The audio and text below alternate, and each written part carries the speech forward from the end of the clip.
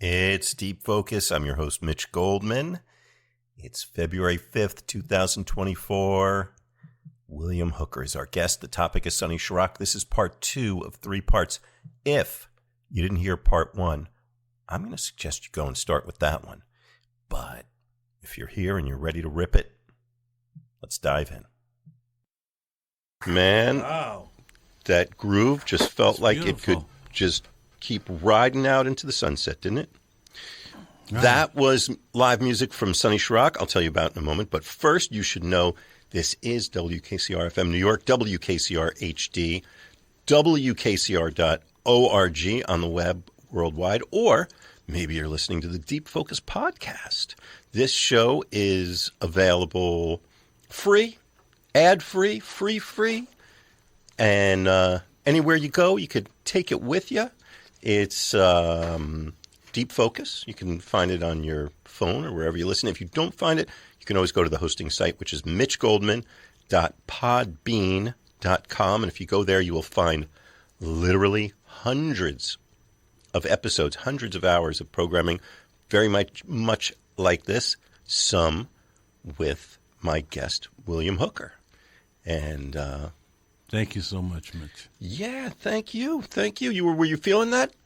Yes, I was feeling it. And I was also feeling another, because I said I wanted to hold my question till we got on the air.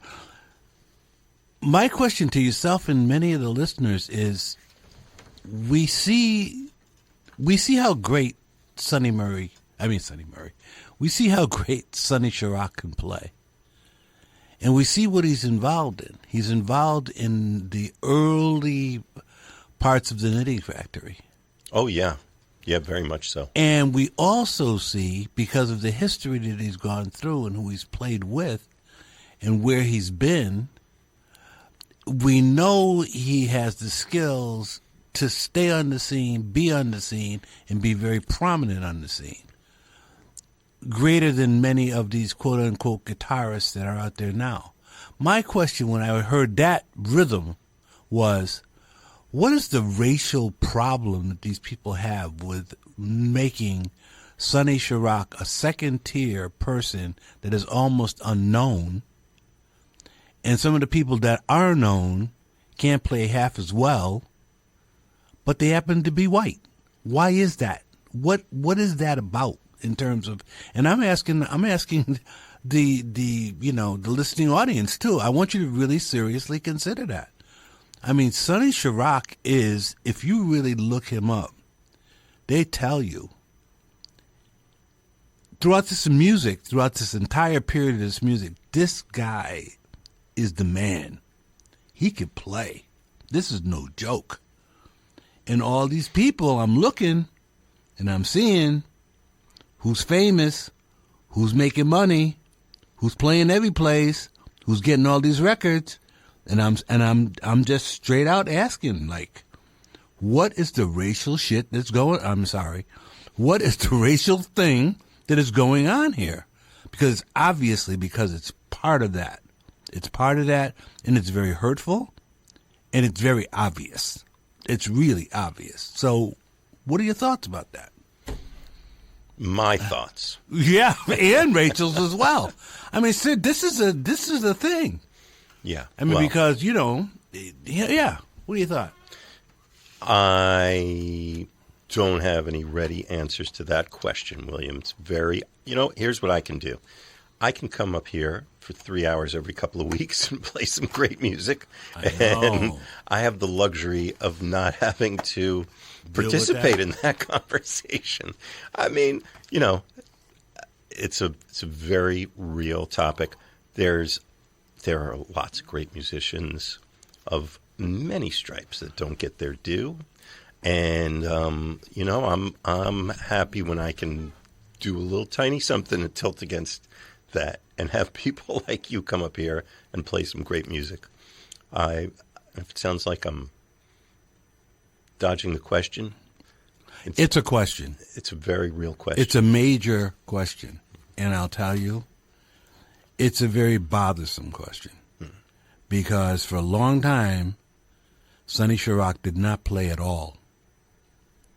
And if you really look at the documentation on Sonny Sharrock, they keep coming up with these things like underrated, under this, under that. And I'm asking, who are these people that are making these categories? And who are these people that make it possible for a Sonny Sharrock to make a record like After This, make a record like Ask the Ages? And who is on that record as opposed to who is on these records? And when you hear a groove like that one, that's for real. And it's black. I'll be perfect straight out. That's what it is. All of a sudden, it's Ask the Ages. I'm asking the ages, what's up? I'm seriously asking that question because Sonny Sharrock, what I saw, this is part of the offshoot of what I saw on East 3rd Street. Mm-hmm. And then all of a sudden it goes into this thing where maybe he can pay the rent, maybe he can do these things, maybe he can have a band, maybe not. But there's something in there when I think about the people like I was thinking of choosing, and I was thinking, something's wrong with this. And I'm not going to name names, but I was looking in my record collection and who was recent and, you know, how much they probably got for these records, all this. I don't know. I'm just throwing it out there, people. I'm just throwing it out there. And if anybody can correct that, please correct it, because I'm really past asking the question, because it's getting a little bit silly. It's getting silly, actually. Well, when you hear an artist like Sonny Sharrock, yes, the voice, his expression just comes through so clearly. It's so fully formed. His tone, his everything about what he's doing is kind of a piece, and there isn't any question about it. There isn't. I don't think he's trying to please anybody other than the muse that's calling to him. That's what I hear. What do you think? Well, I think that when people ask him about certain things, some of the answers that he gives are a little bit more down to earth than we are talking about right now. He was remarkably down to earth. That's right. All the time. Because, I mean, you know, you only live once. Yeah. And if you have this sort of greatness inside of yourself and you're documenting it and you're making other people feel good about it, I think that there are certain questions that people don't want to answer that they should start answering, because this guy deserved a little bit more than he got in this life. I got to say that. I think that's and true. There's no doubt about it in my mind. You know, and I just look at my own record collection, and I just look at, that's what I did. That's what me and Donna did. We actually were looking and we were saying, wow, what is this? What is this? Well, I'll say this, that Sonny Sharrock in particular, I knew him for maybe a little less than the last decade of his life. He died very young, which is also really heartbreaking. I think he was 53, 54, something when he died. And he, but during those years, I saw a huge ascendance of his popularity and people's awareness of him. I don't think he got what he deserved, but because you know the guitar. Yeah. Guitar's all over the place. Very true. But you guitar is all over the place, right? But you know what I'm saying, right? Yes. But yeah, I'm not. I don't know if we really want to go into talking about it. We won't. No, all right, I mean, not from a racial perspective, just of like how music is, what people's understanding is of the function of music in their lives. I mean, you have to go to some real root level stuff to bring people around to that idea. And, you know, any kind of instrumental music already is going to be thrown into a category that's off the radar for a lot of people immediately. Anyway. Yes. There's a lot to unpack here. Yeah, and we will. We will continue to do so. Because I know you, and I'm sure that we can have some very deep conversations about this. Not to change the subject, William Hooker. Yes. But part of the reason I invited you here this evening is to find out about what you're doing. And I've heard things. I'm hearing things in the wind. People are talking around on the streets about things that you've got coming around. And I want to know if this is true. Yeah. If you deny it, or if you're going to confess right here, right now, live on the air to some of these activities that you have. Well, what's going on? Tell me. What's going on really Wednesday? Myself and Bob Holman have put together, under the auspices of the Hell's Kitchen Cultural Center, which put on a festival, the 3-day festival. And that festival lasted for 3 days, from 3 o'clock till 11 o'clock at night, a different group every hour. And it was packed. Yeah. It was packed. It was on 54th Street between 9th and 10th at a place called Prime Produce.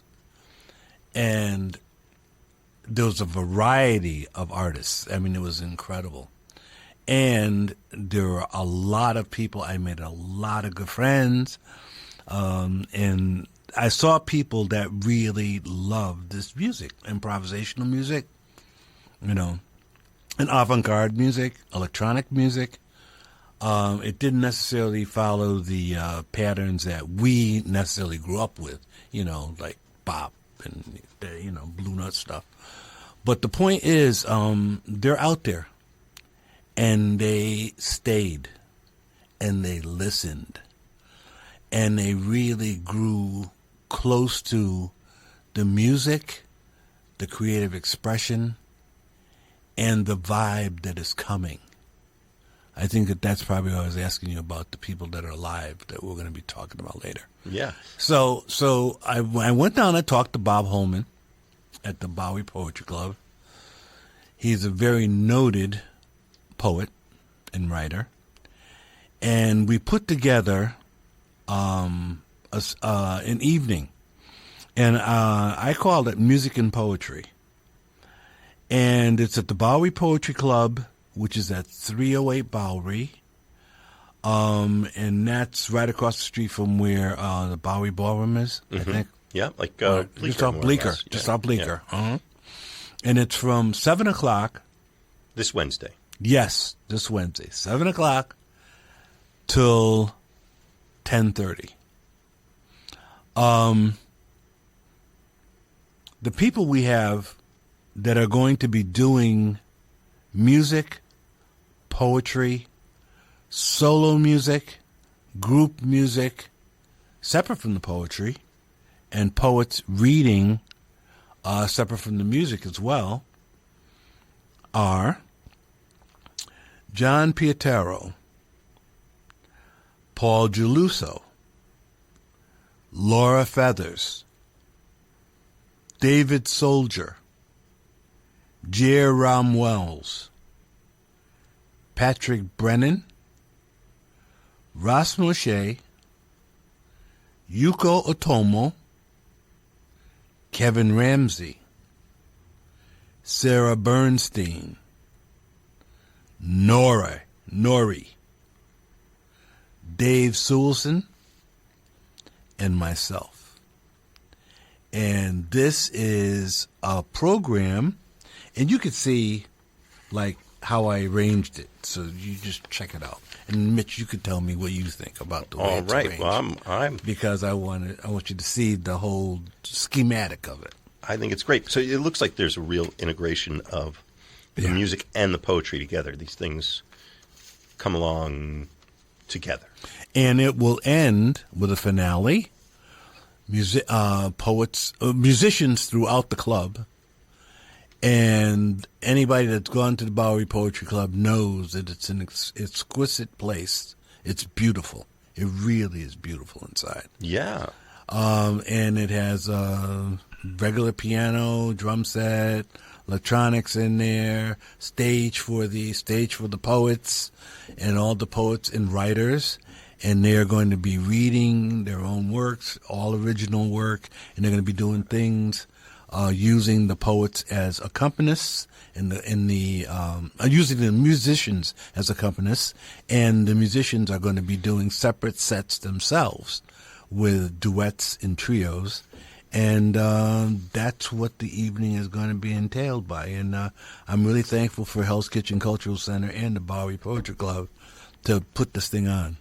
It's remarkable. Yeah. I was at the festival you were describing. I saw you. Yes. I can't tell you how, I don't know. In our neighborhood.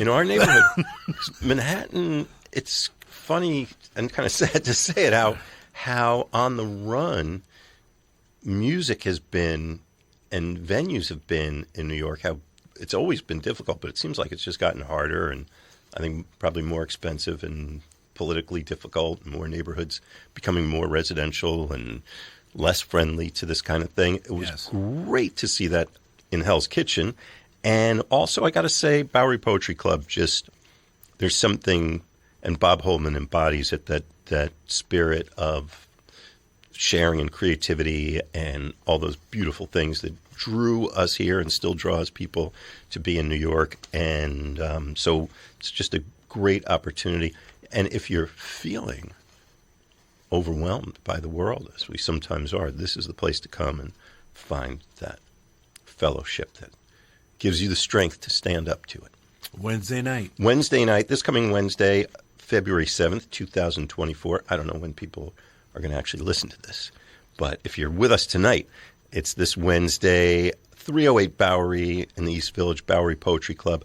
You can go to BoweryPoetry.com to get more information. William Hooker presenting music and poetry. Yeah. Thank you, Mitch. Thank you for bringing it, man. We got it's a lot always of people. Great. We got a lot of people. You saw that flyer. And you got a couple of past Deep Focus guests on there too. Oh, excuse me. Yeah. Who? Like who? Like Ross Moshe. Okay. Who was here a few months ago. Like David Soldier, who was here a few months ago. That's right. And you get a lifetime of promotion of your events. Every Deep Focus guest, it's a lifetime pass. Well, yeah. So, and also, I'm really happy about the fact that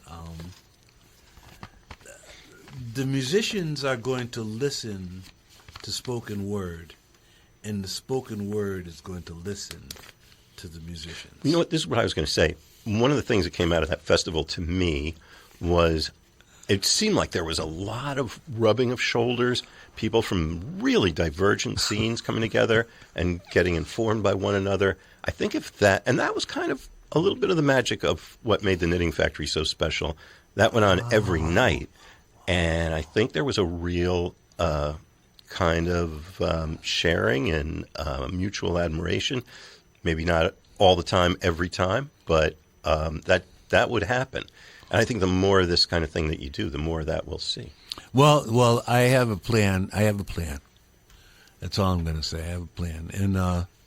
And meeting people that do different things is also part of the plan. I mean, there are a lot of people out here that are dancers. Like this place is 1 block away from the Alvin Ailey Dance Center. You're talking about Prime Produce on 54th. Yeah, absolutely. And and you go there and you see all these dancers, and they're creative people, and we try to incorporate what they do into our music, and there's a lot of writers, and they're not just poets.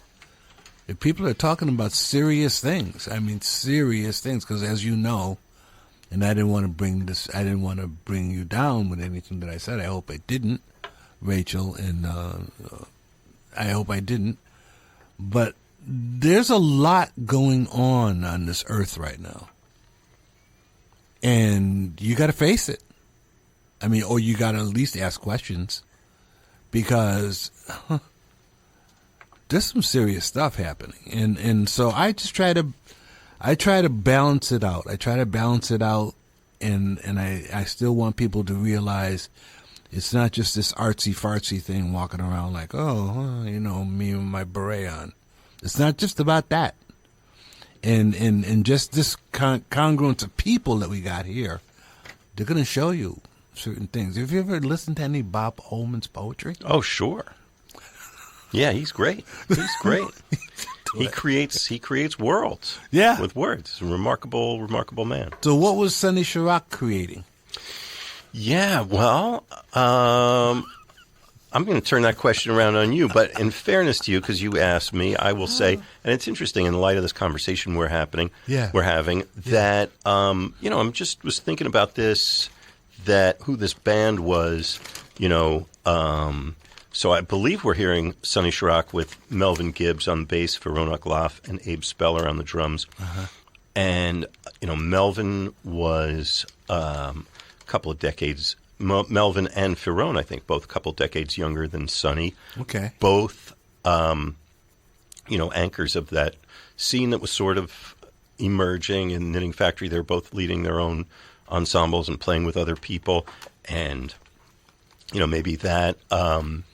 informed what Sonny was doing, and he's deriving from their energy and their language. And Abe Speller, I believe, was a young drummer also from the community that Sonny came from in Ossining. I think he was like a kid when Sonny met him from the neighborhood, who was just beguiled by what this cool, crazy-looking... creative, laughing, happy, intense dude with the guitar case was going around town doing, and he wanted in. And Sonny said, all right, you're in. I don't know all the details of how that relationship evolved, but that was my sense about it at the time. So in answer to your question, I think, he was drawing from that well, and that sharing and collaboration and mutual listening and rubbing shoulders,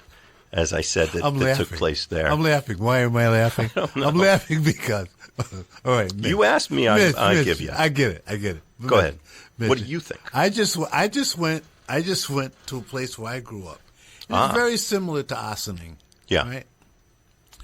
So, a person that I grew up with, right? I didn't grow up with, but a guy that raised me, he's like 101 now. Wow. Yeah, and the film that I did at Roulette, he was premiered in the film. As a matter of fact, he's still alive. And one thing that he said to me, he said to me, "Do you realize what was happening when you were growing up?" I said, "Yeah, it was a lot of fun. I was going to see all my friends, running around in the projects and doing this and this and this, blah, blah, blah, blah." And then this guy, he's like 101. He says to me, "Billy, you don't realize that place was segregated?" And I stopped to think about it. I said, "No, I never thought about that." He says, "Well, I want you to think about it." And I said, "Okay." So then that came to mind because of what you just said in the conversation we were having. Because sometimes people make you aware of something, you're kind of not in the middle of it, but it's happening like all around you. And the music that I made was completely in contradiction to that. Totally. I mean, totally. So maybe what's happening now with some young listeners out there, they're experiencing things and they're still in this thing of like art and music. And I'm not here trying to wake them up in a crude way, but I want them to actually be aware of the fact of what we have experienced, and maybe even what Sonny Sharrock experienced when he came on the guitar scene, and he comes out with the kind of guitar that he's playing. Yeah, people weren't ready for that in itself. They just weren't ready for that. Period. And then when you look at Sonny, and you see his face and what he was into, yeah. you could tell this dude is serious. This dude is really serious. He's not out there like trying to get ladies and trying to get a drink. No. He's serious business. Yes. So that's all. I mean, that's what hits me. I mean, I don't know. Yeah. Mm-hmm. Yeah. How about should we play some more music? Absolutely. Absolutely. You kidding? That's why we're here. The show's called Deep Focus. William Hooker is my guest. I'm your host, Mitch Goldman. And Deep Focus airs here Monday nights. And we have guest comes in. Yeah. Guest chooses our topic. And we go plunging into the WKCR archives and find live, unreleased recordings of the artist of our guest's choice. And William has chosen Sonny Sharrock for us to listen to. And we are deep in this set at the Knitting Factory, April of 1988. We're down on Houston Street. And we're going back in. Who's ready to go back in? What else do we need to tell the folks? I could tell you who's in the band. Mm-hmm. Melvin Gibbs on the bass, we believe. Fiona Akloff on the drums. And Abe Speller also playing drums. Sonny Sharrock, of course, playing the guitar. And as soon as we can get this little monster to... Our engineer is working very feverishly right now. Our very dedicated, hard-working engineer is going to get this machine to... it's an old analog machine. It's an old 8-track machine. Pulled it out of a 1968 Chevy. But it's going to work. It's going to do it. Ask good the feeling ages about for this. a new one. Got to ask the ages. We have a theme. We have a theme tonight, thanks to Sonny Sharrock. All right. Here we go. Are you ready? I don't think you're ready. I don't think you're ready for this. We're still asking. Oh, yeah!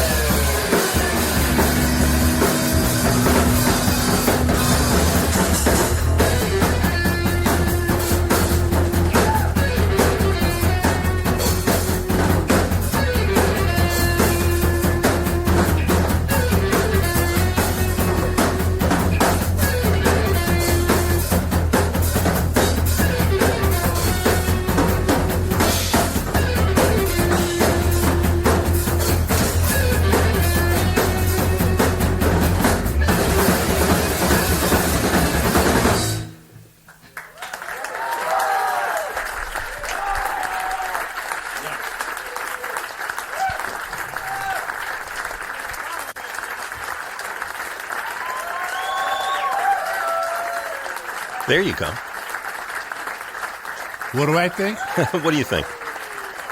Mitch, I gotta say this. Yes. Would you play that record one more time? You want to hear that track again? Yes, I want to hear that track. You want to hear one that more track time. again? I want to hear that track. Are you ready? That is some serious stuff. You hear what this cat is playing in that? That's some crazy stuff. Tell us, what are you hearing? What are you Oh hearing? my God! First of all, you got to put it on something. Unless you're gonna play it again. Play it again. I'll tell you. I'll play it again, but I want to hear it. I want to tell I'll us tell what... you after I hear it one more time. All right. I'm completing my thought pattern. Okay. All right. Go on, man. Oh yes.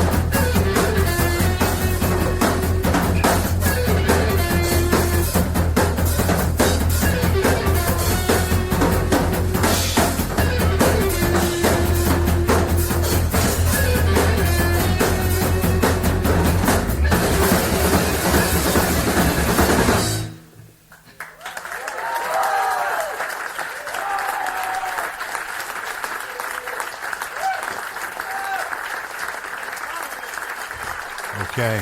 You know, William, in the old days, Okay. Yeah. when they would have an encore, it was literally we'd just play a song again. Yeah.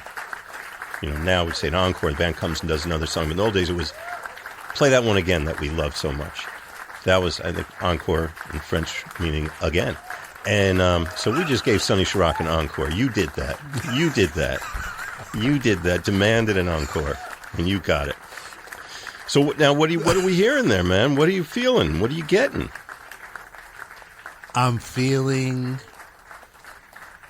Afrofuturism. Yeah. Go on, unpack that a little bit for us. What do you? I'm feeling that. I'm feeling that because it's just it's something that I know because I've played it and I know it. And it's also something I still hear some music, some people yelling. In the background. Yeah. Turn them off. All right. Unless I can think my thoughts. I gotta say I maybe it's because somebody mentioned to me somewhere along the line Afrofuturism. I mean, I'm not really. I mean, all I know is I'm feeling that because I know that particular rhythm and that drive and that funk. I mean, seriously. And this is like 4 people. This is not like. It's just a force. It's a driving force, and it's like and then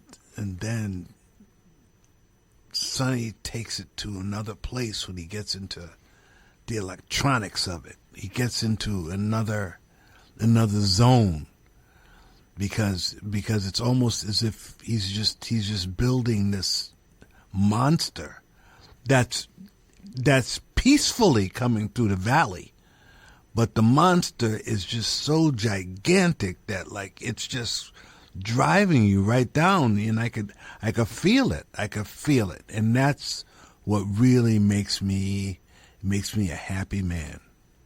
It really makes me a happy man. It does. It makes me want to dance. It's great. It's great, and knowing that he did this, and knowing that we are a part of something that has evolved out of this, and we are this. It's a good feeling. Yes, it's a good feeling, and every time you hear the feeling, you want to grab it. You want to grab hold. You just want to fly with it.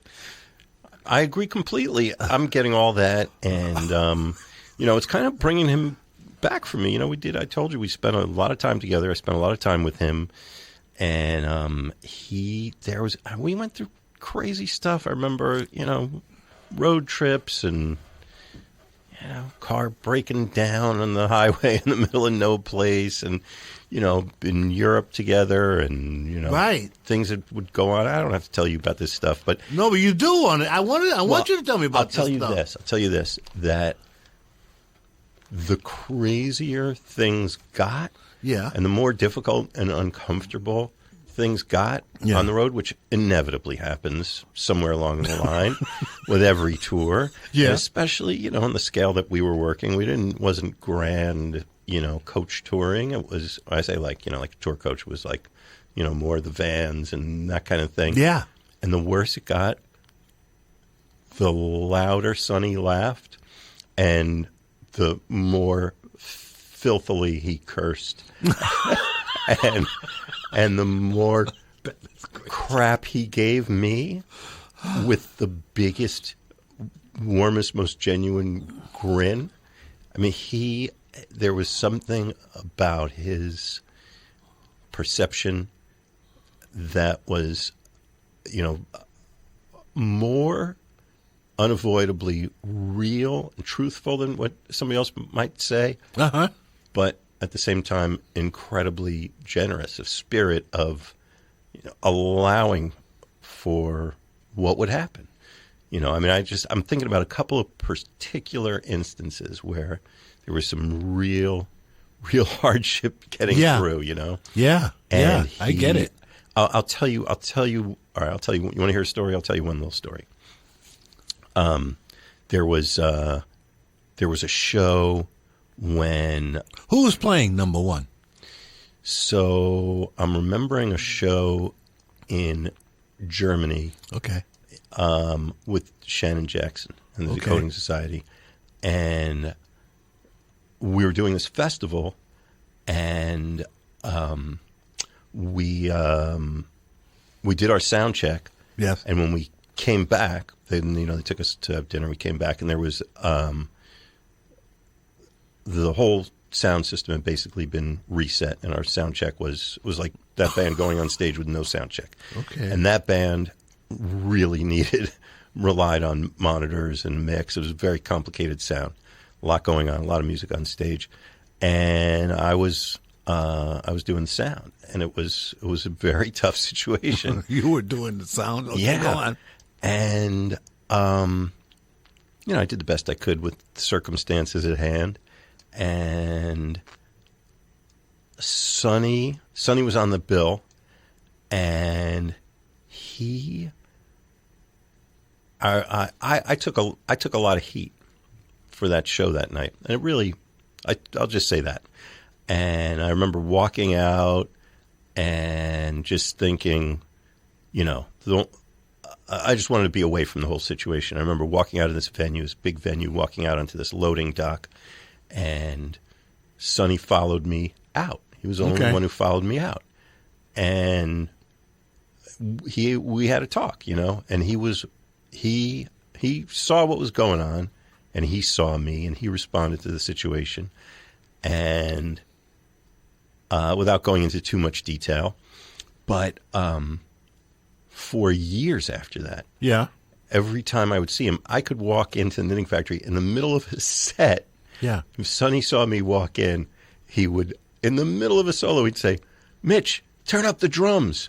Turn up, put a little reverb on it," and like start cackling from the stage. Yes. Like kind of playfully giving me a hard time about it. Yeah. And, there was just something, I don't feel like I'm quite doing justice to this story and to Sonny, that this kind of warmth and savage humor that came through him.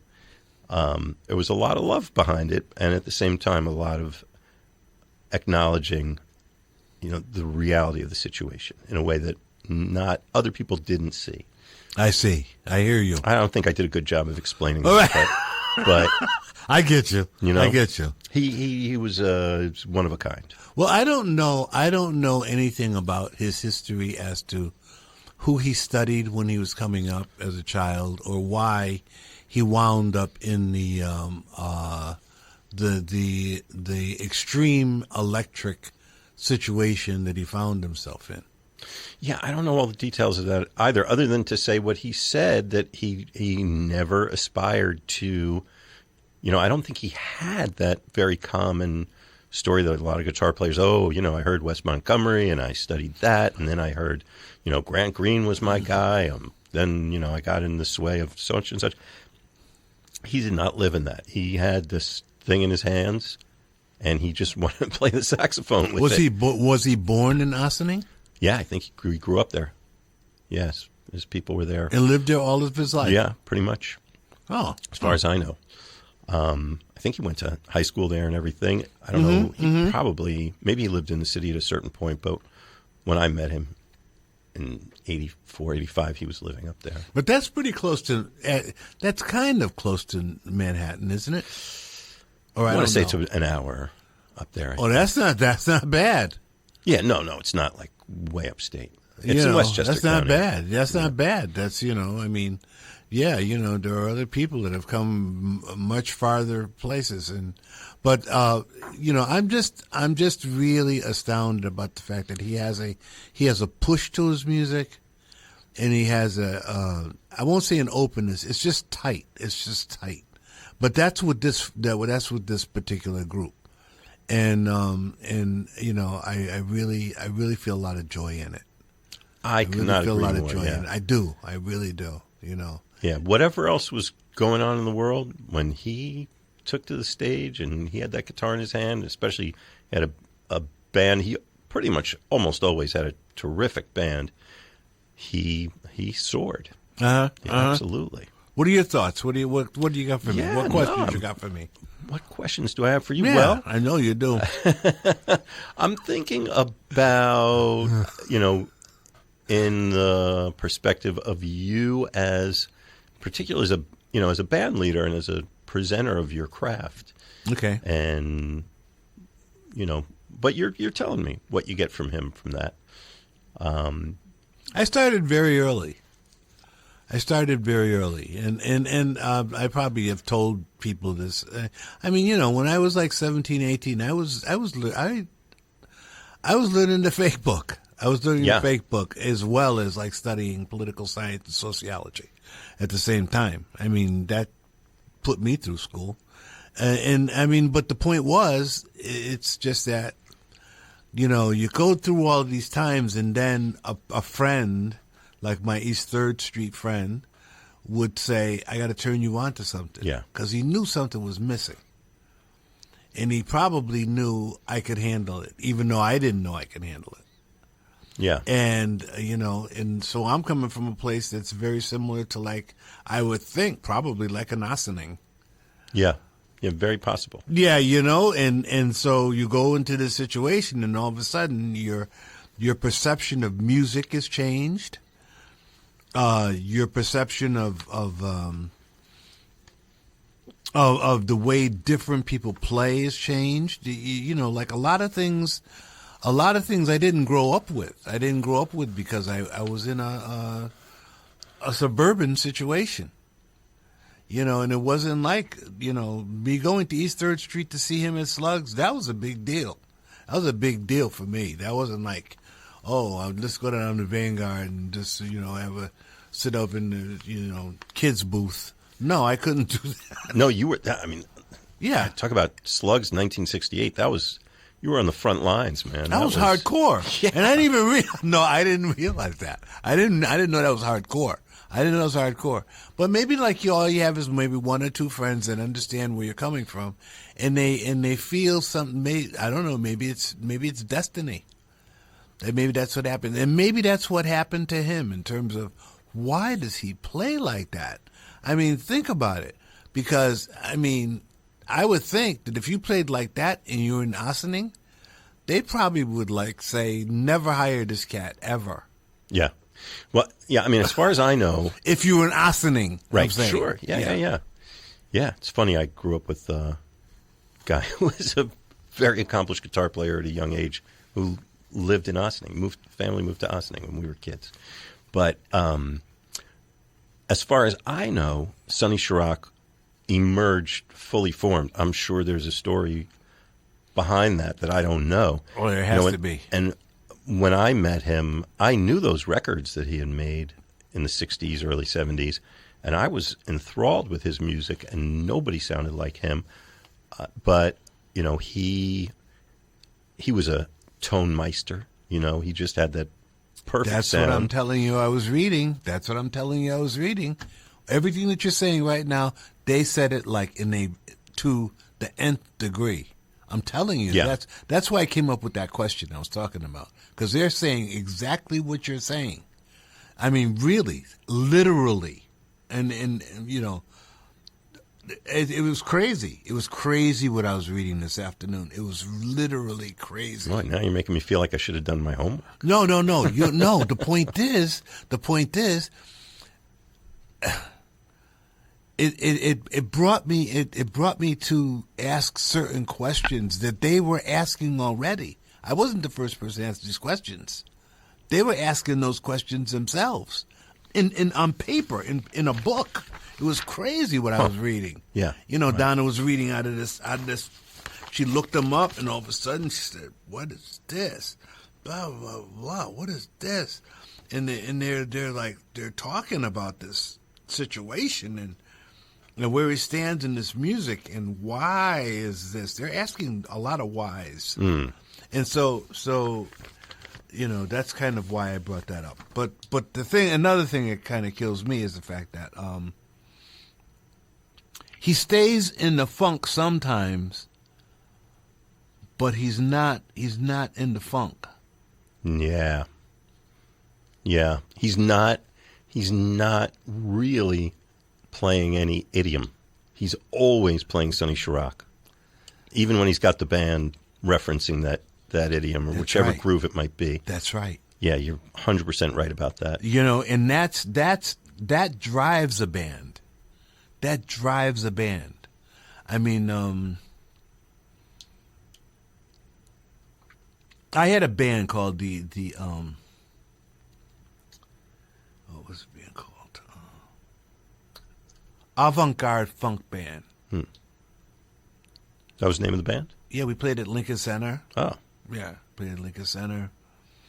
And we played quite a few places, actually. And I'll never forget that, because when that band came on, I mean, I'm telling you, man, we had an electric violin, we had an electric bass, electric guitar, conga player, a guitar, bass. It was like that. And you've been in the atrium a few times. Mm-hmm. And you know they got all in there now. They got like burnt sugar. Right, yeah. This was like that. Huh. What years are we talking? Oh, I don't know. I'm not good at that. A while ago. I'm not good at that. You're talking about a while ago. Yeah, I'm not good at that. Okay. Yeah, okay. I got to say. But the point was, when that band hit, it was on. It was on. And that's what I'm feeling. That's what I'm feeling from Sonny Sharrock here. Because I'm feeling this thing of like, there's this muscle behind the funk. Yeah, there is. But he's all up on it, all up in the ceiling, and I can't understand it.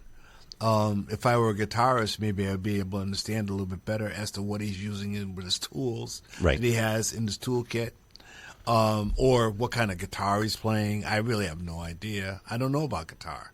Yeah. But I will say that the main thing I get from it is the fact that he has a unity about that driving spirit. That is something that it's I won't even I don't want to categorize it. I don't want to know. I don't want to. No, it's kind of beyond words, and there's nothing wrong with saying that. Yeah. You know, I'll also take the opportunity to say it's a great. The whole band is great. The band really has a sound. Okay. Which is saying a thing unto itself. You know, I mean, on the basic form, it's a guitar power trio, which, you know, swing a cat over your head and you're going to hit 7 of them in 1988 in New York. And yet, given that, this band has unmistakably got its own signature. Yeah. And there's a kind of, I don't know, consciousness that comes through from Melvin Gibbs and Feron Aklaf and Abe Speller that is reaching beyond, and I think that's part of what allows Sonny Sharrock to go to those places he goes. You have to. Yeah. Now, a question. All right, now we got this other piece you gave me. Okay, so it's 1990. What are we going to play next is a question. We have what you don't know. Yes. We have a whole nother set from the Knitting Factory. We could just keep going with that. No, don't do that. I'm perfectly okay with that. Do I want to, because I want to see how this works. Like this, Bremen? Yeah. All right. Yeah, where is that? Let's go to Bremen. All right, good. All right. Good. So, yeah, this is about almost exactly 2 years later, almost to the day. And we are in Bremen, Germany. And this is, I did a little research. Another thing, yes. Mitch. Yes. Where was Linda Sharrock when all this was happening? Okay, so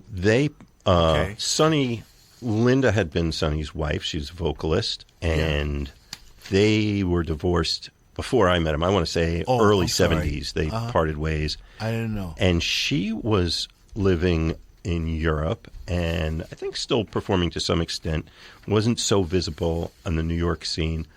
In fact, she was pretty much off the scene for many years until she appeared in a concert at BAM with Archie Shepp last year, which I was at.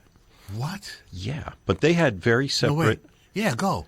Her career and his went... 2 different ways. 2 different ways, yes. Oh, okay. I'm going to say that because I had this record at home I couldn't find. I was going to bring, but maybe you wouldn't have played it anyway. That's okay. Maybe not. All right. I didn't get to tell you. I was going to tell you off mic why we do what we do. I sort of started to. All right. I didn't finish. But it didn't matter because you had the thing. All right, but it was called Black Woman. Yes. I remember that Yeah, one. yeah, sure. I remember I had it, and I was looking for the tape. I was looking for the tape for it, and I said, "Oh, maybe I can bring this up to Mitch," until you told me what your alternative was. But I was just asking that question. Yeah. But, okay, let's go. Let's go. Okay. So we are going to go to Bremen, April of 1990, and the band now is almost the same. Melvin Gibbs is back on the bass.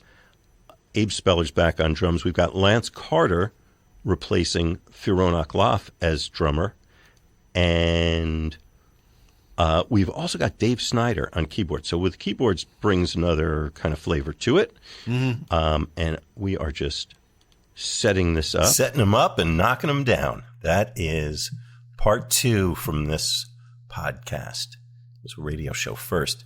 On Monday, February 5th, 2024, William Hooker, my guest, Sonny Sharrock, our topic. And that was part 2 of 3 parts. If you really want to be absolute about this show, listen Monday nights at 6. That's when it airs in WKCR. If you're in New York, then definitely tune us in at 89.9 FM. We're there every other Monday.